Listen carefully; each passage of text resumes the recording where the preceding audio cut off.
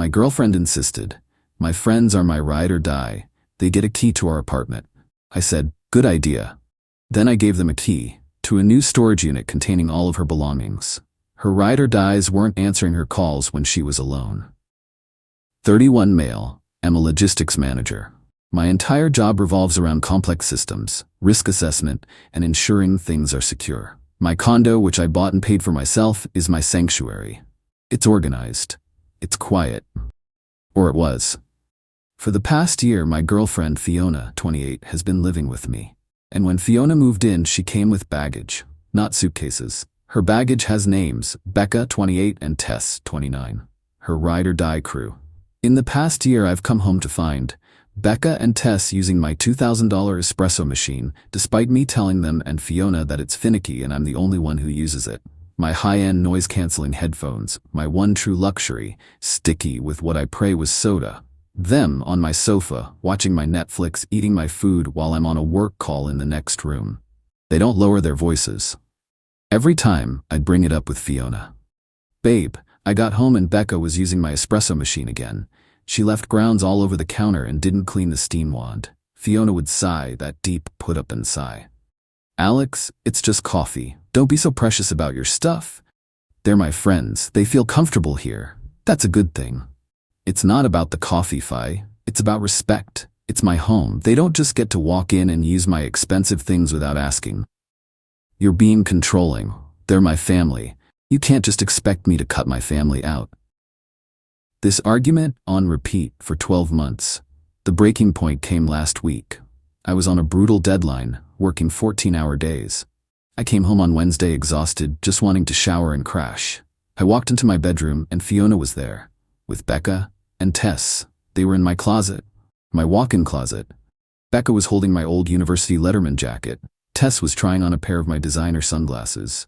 What is going on? I asked. My voice was flat, dead flat. Fiona giggled. Oh hey, we were just playing. Becca loves this jacket, it's so vintage. Get out, I said. What? Fiona's smile dropped. Get out of my closet. Now. Becca rolled her eyes at me in my home. Chill out, man. We were just looking.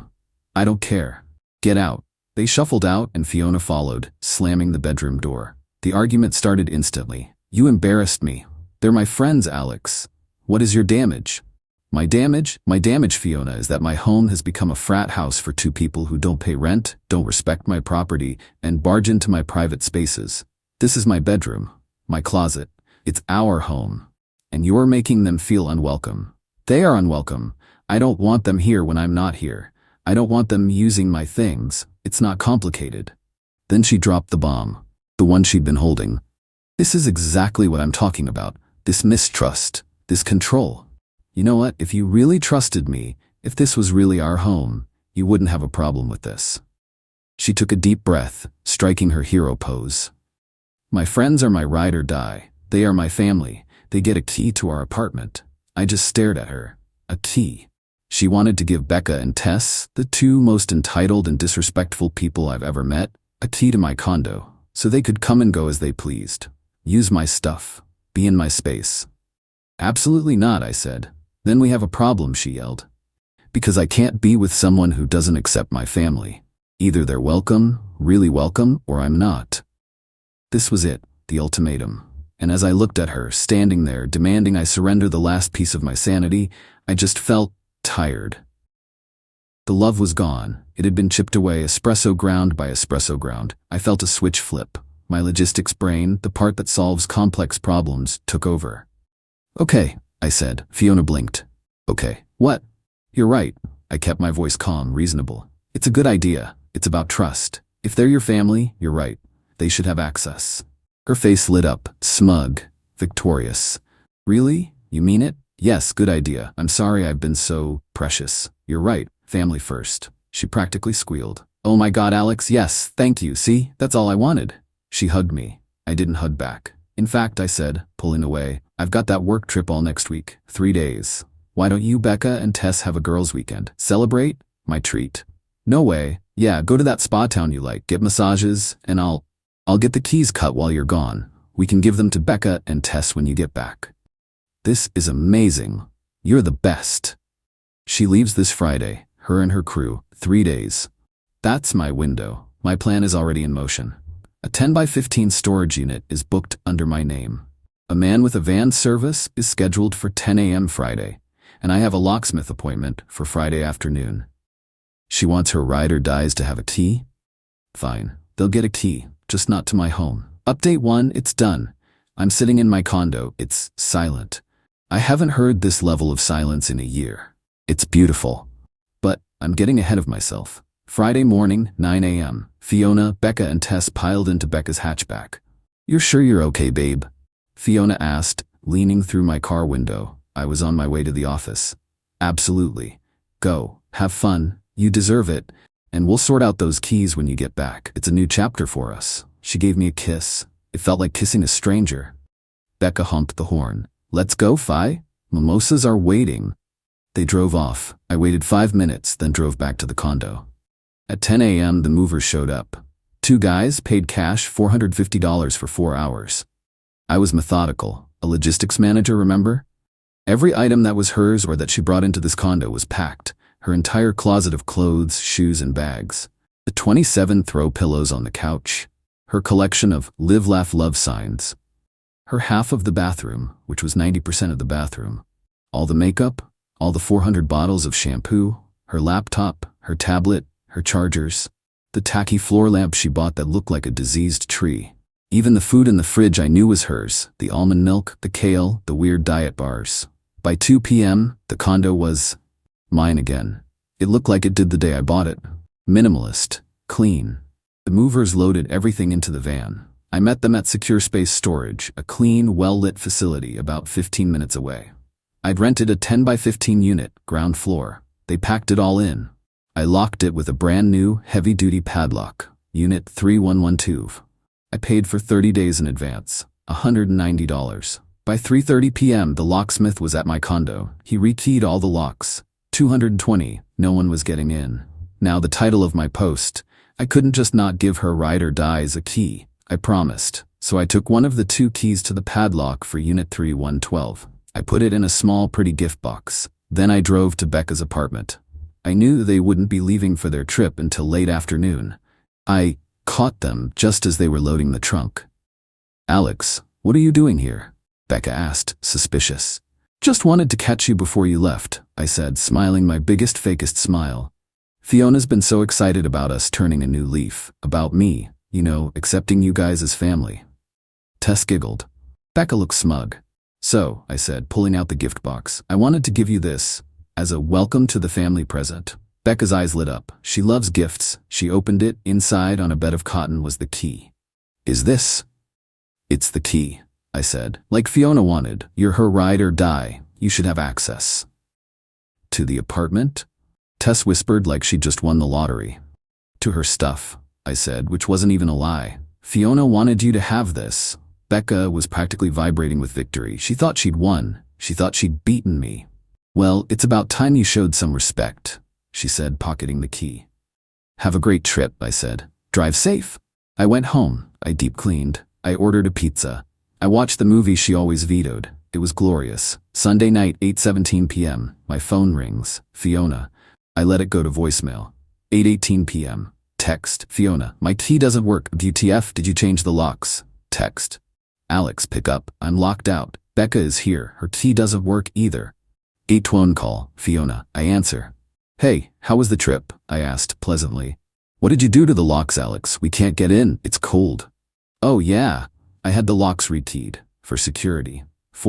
You were supposed to get US keys, not lock us out. Where is my stuff?" I looked in the window. "Alex, where is my stuff?" "It's safe, Fiona. Don't worry. I moved it." "Moved it where?" "To a secure location. Don't you remember? I gave the key to Becca, your ride or die, the key I gave her on Friday." Silence.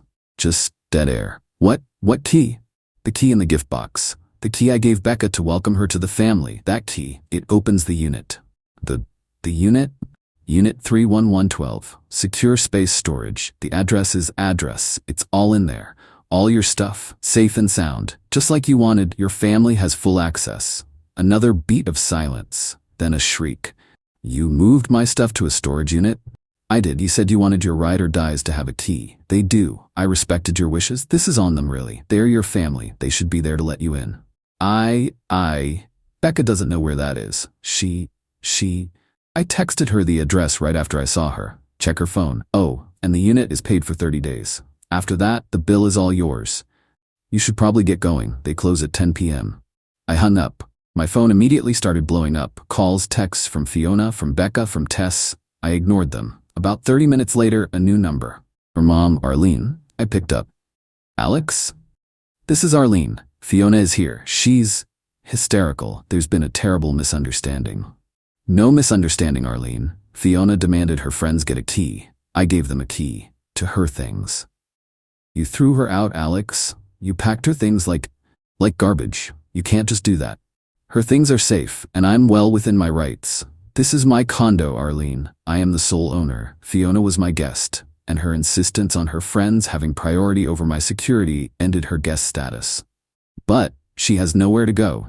Becca and Tess, they won't answer their phones. They just dropped her here. They said this was her drama, not theirs. I almost laughed. Almost.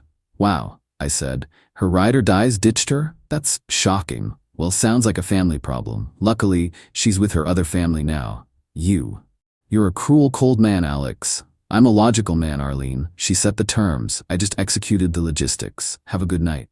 I hung up. I've blocked them all. Fiona, Becca, Tess, Arlene. The last text I got from Fiona before the block was, "You did this on purpose. You knew they wouldn't help me. You set me up." Yep, I did. She's right about one thing. I knew her ride or dies were about as reliable as a chocolate teapot. Their loyalty was purely about what they could get from her, which was really what they could get from me. The moment she became a liability, they were gone. Natural consequences. Now, if you'll excuse me, I'm going to enjoy a cup of coffee from my clean espresso machine. Final update. Hey, it's been about 3 weeks. The dust has mostly settled, but not without one last plume of absurdity.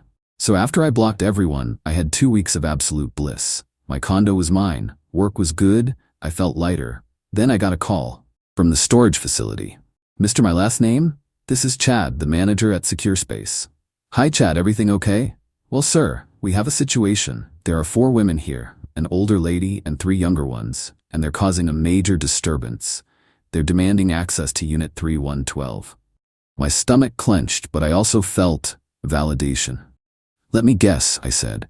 "A woman named Fiona, one named Becca, one named Tess, and their mom Arlene?" "That's them. The one named Becca has a key, but it's your unit, sir. You're the sole lessee. I can't let them in without your authorization.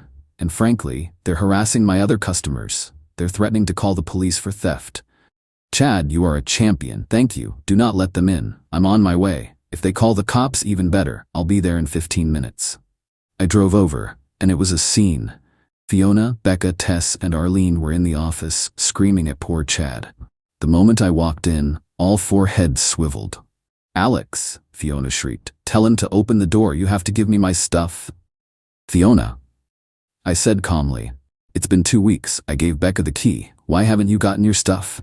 "Because," Becca chimed in, jabbing the key at me. "This stupid key is useless. They won't let us pass the gate. They need a code. You didn't give us the code." "Of course there's a code," I said, turning to her. "It's a secure storage facility. That's the whole point." "You did this on purpose," Tess squeaked from the back. "I did what? Rent a secure unit? Yes, I like your things to be safe." Arlene stepped forward. "Enough games, Alex. We are here. You are here. Open the gate, let us get her things, and we can all be done with this." Fiona was nodding, arms crossed. "And you're paying for the moving van. It's the least you can do after humiliating me." The entitlement. It was radioactive. After 2 weeks of stewing, this was their plan. To show up, all 4 of them, and just bully me into submission.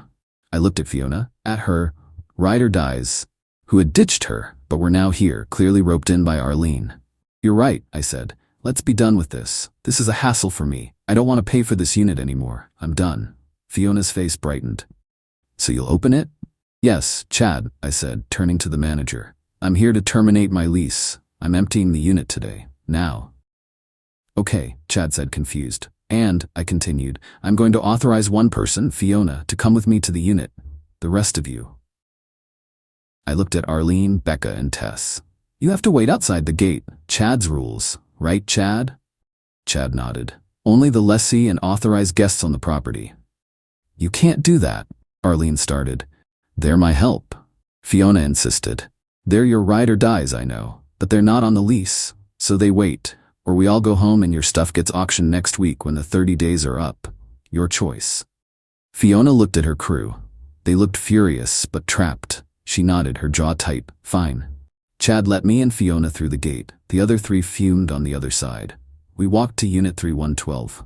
I unlocked the heavy padlock. I rolled up the metal door. There it was, her entire life in boxes. Okay, she said. My mom's car is outside. We can start loading. No, I said. What do you mean, no? I mean, I'm emptying this unit, Fiona. I'm not moving it to your mom's car. I'm moving it. Right here. I picked up a box labeled bathroom crap. I walked it about 20 feet, right to the yellow line that marked the edge of the fire lane, just inside the gate. This, I said, putting it on the pavement, is as far as I go. I am moving all your boxes from that unit to this spot. It's inside the gate, so I'm not dumping. It's my leased property, and I'm just reorganizing. You're making me move it from there to the car by myself? I'm not making you do anything, I said, but your family is right outside that gate. Becca, Tess, your mom. They look really ready to help. All you have to do is get the boxes from this pile to them. It's like a supply chain. I went back. I grabbed the stupid diseased tree lamp. I carried it to the pile. You're a monster, she whispered, tears welling up. I'm a logistics manager, I said. I'm just moving inventory from a long-term holding area to a short-term distribution point. For the next 45 minutes, I did exactly that. I grabbed a box, walked it 20 feet, and put it on the pile. I didn't run. I didn't sweat. I just methodically moved. Fiona, meanwhile, was having a complete breakdown. She was trying to carry boxes one by one to the gate, where Arlene, Becca, and Tess were screaming at her. Hurry up, Fiona, Becca was yelling. My car is in a no parking zone. Don't scratch my bumper. Arlene was shouting as Fiona tried to shove a box into the hatchback. Tess was my favorite. About 15 minutes into this, Tess's phone rang. Oh my God, she said, loud enough for everyone to hear. It's my landlord, my cat. He's sick. I have to go. I'm so sorry, Fi. Call me. She didn't even have a cat. She got in her car and peeled out. One rider died down. Fiona was now trying to drag her laptop bag and a heavy box of books. She dropped the box. Paperback books went everywhere. Becca, help me. Fiona sobbed. I'm not coming in there, Becca yelled. He'll have me arrested for trespassing. You bring it here. I can't. It's too heavy. This is ridiculous. Becca threw her hands up. I'm done. I'm not sitting here all day. You and your mom can handle this. You're the one who got us into this mess. But you're my ride or die, Fiona wailed. Yeah, well, I'm riding home. This is too much drama for me. Becca got in her car and left, so now it was just Fiona and Arlene outside the gate. I put the last box on the pile. It was a big pile. Maybe 50 boxes plus bags and the lamp. Well, I said, dusting off my hands. That's everything. Unit 3112 is now empty. I walked over to Fiona, who was just standing by the pile crying silently. Here, I said. I handed her the padlock and the key Becca had given back to her. My gift. It's a good padlock. I walked back to Chad, signed the termination paperwork. As I walked to my car, I saw Arlene helping Fiona try to shove the lamp into her back seat, scratching the door panel. It was a mess. A huge, public, messy pile of all her stuff. And her ride or dies were gone. I got in my car. I did feel a little bad, for about a second, but then I remembered coming home to them in my closet. I remembered the disrespect, the demands, the ultimatum. She didn't just lose her stuff, she lost her family. All in one day. I heard later from a mutual acquaintance that the fight between Fiona and Becca was legendary. Apparently, Fiona and Arlene had to leave half the stuff on the curb at the storage unit because it wouldn't fit. The storage facility billed me a $250 cleanup fee for abandoned items. It was the best $250 I ever spent. I paid it, then mailed a copy of the paid invoice to Arlene's house, with one line written on it. My last contribution to Fiona's family. I haven't heard a word since. My condo is quiet, and it's all mine.